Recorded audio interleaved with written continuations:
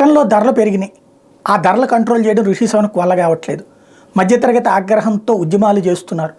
ప్రభుత్వం ఖచ్చితంగా పడిపోతుంది, నెక్స్ట్ ఎలక్షన్స్కి ఖచ్చితంగా ఓడిపోతుంది. గత 20-30 ఏళ్లుగా సాధించినటువంటి టోరీ విజయం కాస్త ఈ దఫా పాతాళానికి చేరబోతుంది.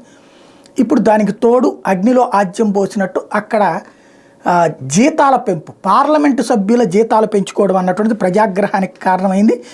రిషి సవన్క్ ప్రభుత్వం తాజాగా 5.5% ఇన్ఫ్లేషన్ ధర పెరిగింది కాబట్టి ఎంపీల జీతాలు కూడా పెంచుతున్నట్టు ప్రకటించింది. ఎంపీస్ బేసిక్ శాలరీస్ ఇంక్రీజ్డ్ 91,346 యూరోలు ఫ్రమ్ ఏప్రిల్. ఇంతకుముందు 86,584 యూరోలు అయితే రేపు ఏప్రిల్ నుంచి 91,346 యూరోలు జీతాల పెంపుకి ఓకే చేసింది.